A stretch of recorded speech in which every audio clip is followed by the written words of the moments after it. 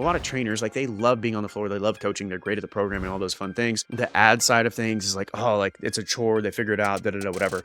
And so a lot of times you hate and probably suck at the advertising thing. And honestly, even if you do enjoy the ads, I think it is something that is smart to delegate pretty early in your journey as a gym owner. Gym owner, should you be running your own ads? It's a fair question. I like it. Let's jam about a little bit. So first and foremost, some factoids for you, some kind of hard truths. Now, unfortunately, marketing is only getting harder. It's gotten harder over the past year. It's gotten harder over the past handful of years, right? And it is only likely to continue getting harder. It's kind of like the stock market. So overall, odds are pretty good that over the next, 3, 5, 10 years, like things are going to get more expensive. There are pockets of time where you can maybe, there's a little bit of a recession here and there where you can get things a little bit of a discount.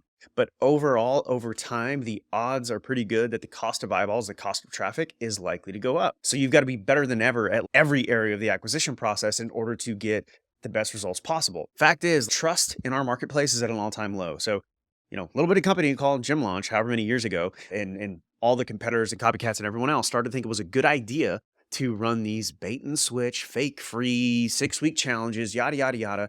And it turns out that the marketplace, your prospects, your local community doesn't necessarily like being lied to. And like, fair play, right? Good on those guys. Like, they built an incredible company. They had a ton of gyms that were doing the same thing in even some of the same communities. So I remember talking to gym owners, and one of the guys was like, yeah, I ran the whole like fake free thing, and I'd have people commenting on my ads all the time. Oh, it's not free. It's a scam. It's $3.99. And I'm like, oh no, it's actually like $5.99 at ours, right? That's the gym down the street doing it in that way. And so everybody was running these like fake free challenges. I think a lot of these guys are still trying to run them today to obviously a lot less effectiveness. But long story short, when you have all of these, like, unfortunately, gyms in the fitness industry saying, oh, I can make all this money, and Gym Launch and others build these really, really huge, impressive companies, you've got more people advertising. You got more people advertising things that the consumer base does not like. So you're decreasing trust with every single person that gets the wool pulled over their eyes and gets bait and switched. The trust of the overall like gym space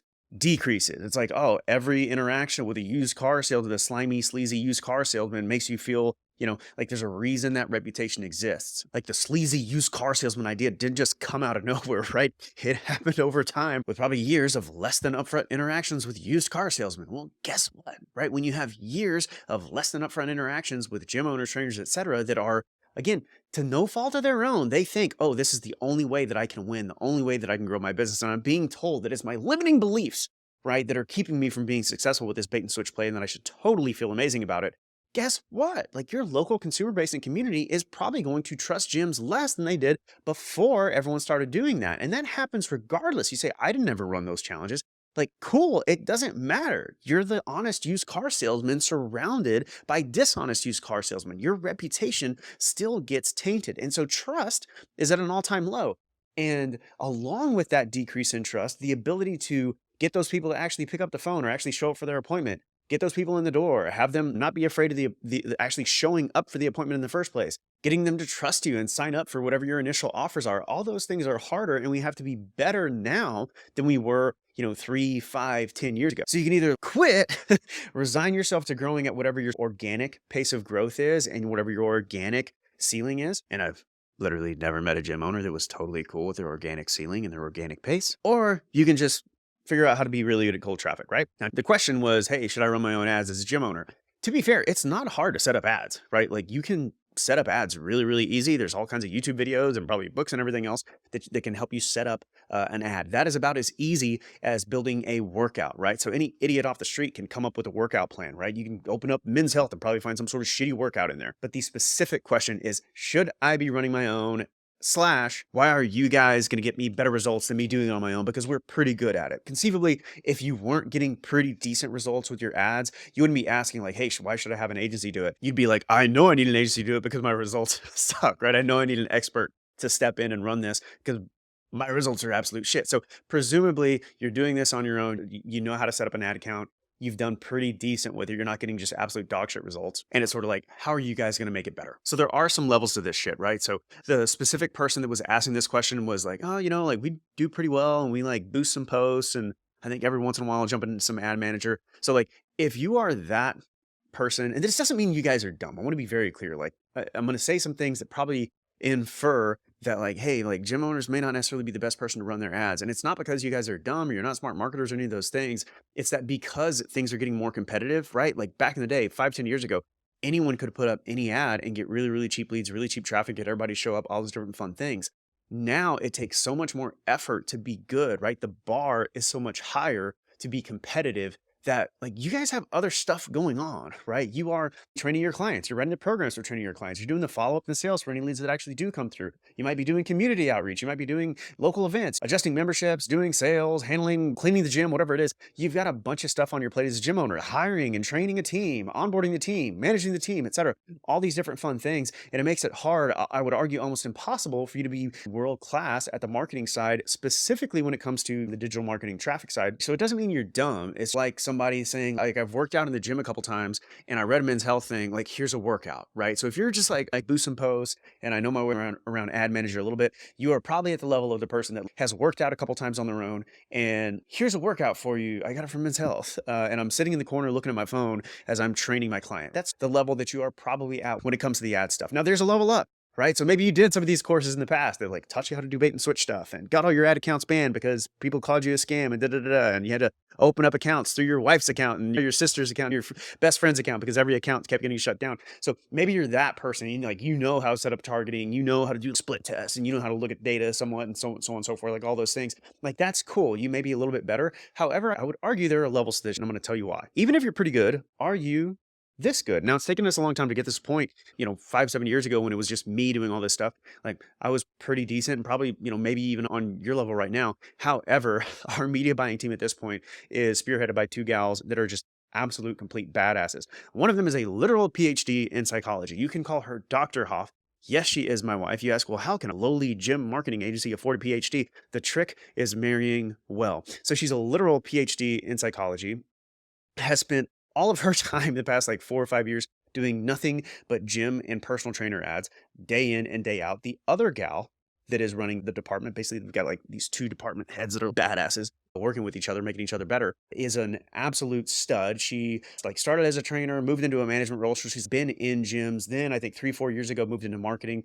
She actually worked up to being like running the media buying department at this huge gym agency that she left basically because didn't love the way that they were treating clients, loves the way that we treat clients, was like, oh my gosh, this is an incredible values fit. And so we were able to get her on the team. And so now you have like Doc Hoff, PhD in psychology, been doing nothing but gym and media buying, marketing, copywriting, etc. Took all the stuff that was in my head, and I was pretty good back in the day, took it to a completely new level, is now working with Pat's our other gal. She's a complete badass, done nothing, managed hundreds of accounts over the years, a media buying department, was in gyms, etc., etc. These gals do nothing but media buying all day, every day. So they got like multiple meetings every single week. On one of the meetings, talking about problem accounts, accounts that are struggling. They're looking at the most challenging accounts and putting their heads together to come up with the best solutions to make our gym owners as successful as possible with their marketing efforts. Another meeting is just pure, like straight up, getting in the dirt copywriting, just like literally coming up with new angles, hooks, etc. Again, make our gym owners more money. So you think about the different aspects of running a great digital, running a great Facebook ad campaign specifically. You've got targeting, you've got your audiences, your locations, your budget, your management strategy, you got CBO, ABO, you got all these different things that you can do. You got the actual ads themselves. So the headlines, the copy, the hook, the angles, the little, do you put an emoji here? Do you put an emoji there? The actual imagery, the creative, the graphics, graphic formats on images, all these different fun things that these two gals are putting their heads together every single day, looking at hundreds of accounts every single week. Do you think they might have a little bit of a leg up, and you think the speed of their learning might be a little bit better than, somebody that's got to do this by definition part-time because they got so many other things in their plate? I would argue yes. The next question is, what does great ad management look like? So for most gyms, because the budgets are somewhat low, you need to be in those ad accounts about 2 to 3 times a week. Sometimes 3 times is too many. You don't want to do it every day. The budgets are too low. What ends up happening when you optimize things too often is that you prematurely cut winners. And sometimes that leaves you like your losers. You leave them on for too long. So you want to be in at least 2 times a week. And so these gals are in these minimum 2 times a week, looking at hundreds of markets, hundreds of campaigns, hundreds of different combinations of potential optimizations. Like, think about how fast that learning curve is and how fast now we're able to fix things, adjust things, optimize things in comparison to somebody who's like in a vacuum trying to figure out stuff in their own like singular market, not to mention they're doing 18 million other things. So every time there's a Facebook change, like, oh, they got to learn the different process and da da da. And like, maybe I'll watch another video. Maybe I'll, be like some agencies and completely steal our copy word for word and use it without even changing a freaking emoji. Yeah, because that happens. Our copy is even agencies steal it. If you know, you know. So again, like I know you're smart, you're talented, you probably know your market really well, but is it potentially reasonable to assume that two gals, including a PhD in fucking psychology, that have been doing nothing but media buying for gyms literally every working hour for the past like 4 or 5 years and hundreds of accounts every day might be a little bit better at doing this than you or your, oh, yeah, I got a trainer that kind of knows some social media stuff? I would argue probably yes, but that's up to you. That's up to you to decide. As a quick sidebar, we do all this without any bait and switch offers. We play super nice with Facebook, and even with being super compliant, we have only lost one. And back in the day, we used to have to go head to head against you name a marketing agency, you name a marketing guy, a guru in the space. We had to go against them. We have lost literally one head-to-head media buying battle. And that client, the story behind that client is they actually left. They came back. Sometimes it takes time to figure out a new account, how it's going to sort of behave. They got a little emotional and fired us within 2 weeks because they were like, I'm spending more on my marketing. My ad cost went up. Turns out they went back to the old guy they had before. That's the battle that we lost. And about a month later, that guy was getting costs that were double the results that we got, meaning twice as bad as what we got. I think that guy just felt bad about trying to come back. So we have been beaten, to be fair. We are not 100%. We are not undefeated. But in the event that we were undefeated, we actually ended up winning later on. That's a lesson in and of itself. Look, some marketing is going to get more expensive. So you can do everything right and results get worse. It's just sort of the way it is. How do you know like you're getting everything right? How do you know you don't just suck? Well, now at this point, we're doing this in hundreds and hundreds of accounts. We've got the data and we've gone up against everything else in the space. So we know what other people are doing and we know we're kind of beating them. So we do sort of know. The fact is you can still be doing things right, and sometimes things are going to get more expensive, which is why all the other things we do as a part of like this lovely thing here are so important, right? Helping on the sales, helping on the follow-up, the marketing automation, make sure the website's absolutely world class, all those different fun things. But that's not what we're talking about today. Let's keep moving on. So you say, well, like, look, I've been doing this a long time. I'm pretty good at it. Like I kind of know the thing. I'm pretty good at marketing. Like we're going to talk about the theory of delegation here. Okay. So the way that I think about delegation pulled from a lot of different places is like, look, I'm pretty smart financially. I think it's reasonable to assume that I'm going to be less up to date on the most, recent tax law changes than my accountant. So I pay an accountant to be an expert in areas where it's important, right? I hate and suck at bookkeeping, so I'm going to pay somebody. I'm going to delegate to a bookkeeper. So how do we think about this? So picture a little matrix here. I don't know if we're going to go left, right, or whatever, but basically I like to think of a delegate first, like the love great and hate suck matrix. So draw a line kind of like this. I think this is stolen from Patrick Lencioni, but basically the idea is that you want to think about things that you love and are great at and things that you hate and suck at. And ideally, you'd be delegating some things that you hate and suck at before you delegate the things that you love and are great at. So a lot of trainers, like they love being on the floor. They love coaching. They're great at the program and all those fun things. And like the ad side of things is like, oh, like it's a chore. They figure it out, da da da, whatever. And so a lot of times you sort of hate and probably suck at the advertising thing. And honestly, even if you do enjoy the ads, I think it is something that is smart to delegate pretty early in your journey as a gym owner because of the next piece. So the next thing that I look at when it comes to deciding what to delegate is I'm going to look at basically the cost of delegation. And it's not just the financial cost. So it's not just what you are going to pay to delegate a given item. I'm also going to look at the opportunity cost of training. So if you're going to bring in a trainer to take over your sessions, odds are pretty good. There's going to be some time where you need to teach that trainer sort of the way that you do things. So there's not a gap in service, right? It's a consistent service across the board. So there's a cost to actually training that individual that is not just financial to you necessarily, right? I also want you to think about the cost of suboptimal results. Think about a situation like you got framed for murder. Okay. What is the opportunity cost of you trying to represent yourself in court versus like getting the best lawyer you can absolutely possibly afford to represent you in court, right? The cost of that difference in performance and expertise is going to be really stinking high. So you might like save some money, but the end result cost that you're missing out on because you didn't hire an expert is pretty stinking significant. So it's the same thing with, I think, accounting and finance for most gym owners. I would argue that it's the same thing when it comes to digital marketing for a lot of you guys. Once you get past a certain point, it makes sense to consider the fact that like, what am I costing myself, my business, my results by continuing to do it on my own just because I feel like I need to hold on to it versus freeing up some time, mental capacity, etc., that I can do other bigger things. Because frankly, when you work with us, like I don't know, our rates, I'm not going to give the rates here, but because we honestly like raise the prices at least every couple months as we get more clients. But the best time to sign up was 5 years ago. The next best time is today.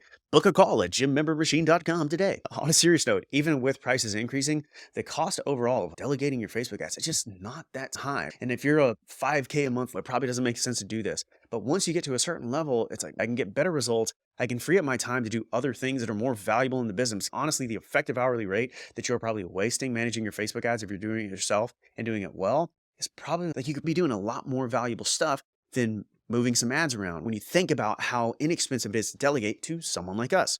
Now, on the other side, you may be saying, well, like, GR, I actually don't spend that much time managing my ads. Like, okay, cool. So basically what you're telling me is that you are either spending a bunch of time, like you're probably less efficient than our gals, right? You're probably spending a bunch of time like working on copy, messing with graphics, messing with creative, grabbing images, setting up your ads, connecting them to your automation system, all those things. You are either spending a bunch of time managing that entire process, or you're basically doing like, I'm setting up an ad one time and I'm leaving it alone for weeks at a time and doing a complete shit job. So I'm not spending any time doing it. In which case, you're missing out on an incredible amount of results, right? Either way, I would argue is probably not the best thing you could be doing for your business. Again, once you get to a certain level. And frankly, I think that level is a lot lower than you think. I don't think you should go out and hire a 1500 or a 2K, a 3K, whatever. There's a lot of companies charging a whole heck of a lot for just doing Facebook ads. I'm not saying you should go do that, but I do think when you consider the fact that the ads portion of what we do here at this lovely thing is really such a low percentage of what we do. So it's like, all right, yeah, we're going to do your ads. We're going to optimize the ads. We're going to write the copy for you. We're going to take your images and turn them into the highest converting things we absolutely possibly can. If you need us to use our images, we can do that. However, it seems to be most effective right now. This could change tomorrow, but right now, the data we're seeing in hundreds of markets, it's most effective to use images from inside the gym. And we can show you exactly how to do that. And it's really easy, really simple, and doesn't take much time at all. So like while the ads portion is a piece, there's also other things like, oh, we're going to teach you and your team so you can fire yourself from the jobs you don't want to do, how to follow up with the leads. How do you give yourself the best chance of getting those leads to show up? How to design your signature offer, right? How to design exactly what we need to do to make sure that you can be profitable on your paid acquisition. How to make sure that your model is actually set up to spit out what you need it to. So a lot of times gym owners aren't making enough money. A lot of times it goes down to the model, like the exact like pricing and capacity and structure and the way that you've set up the business in the first place. We're going to help you with that and make sure that that's on point. We're going to help you sell and make sure that you've got this signature offer, you've got this model. We're going to help make sure that you can actually close these people and do it in ways that you, your team, your community, the people you serve, not least important, your bank account, are going to feel absolutely awesome about, because you're not bait and switching. You're not doing things based on pressure and anxiety. You're not doing used car sales. You're doing things in a way that sets you up for this positive, awesome long-term relationship. Because just like it works on our agency where we don't fucking lose clients, we've got less than 2% churn over the past like 2 years. To give context, the average agency gets fired in less than 3 months, which would be like 33% churn. So we're at like 2%, average agency like 33%. You do the math. In my gyms, I wanted to be the same thing with our clients. I want them to have great long-term relationships with their customers. And so you'll notice we don't do high pressure sales with people, teach high pressure sales to our gym owners, because we don't want to do it. And I'm not going to make you do things that I'm going to feel sleazy doing. So we help you with all these different areas. The ads are such a kind of a small piece of that puzzle. It's sort of like, man, like I feel like it's kind of hard to make a case against doing this and moving forward and like forcing myself to do my own ads when you look at the whole picture of the value, again, once you get to a certain level. So would I be doing this and even think about having the conversation at like 5K a month? No. Do I think you're sort of in a gray area if you're at about 10K a month? Like, yeah, I think so. Like we've had some people that have started below 10K. They know it's a jump. They know it's a leap, but they're ready to like make the commitment, go to work, et cetera, et cetera. Like in certain cases and certain fringe cases, that 10K month mark can be okay. Once you get to 15, it's sort of like easy, slam dunk. As long as you're not a psychopath, you're willing to work. You're not just going to expect like, okay, I've swiped my credit card with you, GR. Now, like I'm going to make it. Where's my bajillion dollars a day, right? It doesn't work that way. It takes work on your end. However, the nice thing is that like on the ad side, you completely take that off your plate and focus on all the things that do need your work that only you can do. So should you be doing your Facebook ads? Maybe. Take the arguments above, maybe, but I'd argue you should give it some thought, and maybe more thought than you've been giving it. But hey, it's your business. It's your life. I love you. Rooting for you either way. Go crush it. Go change some lives. And we'll see you next time.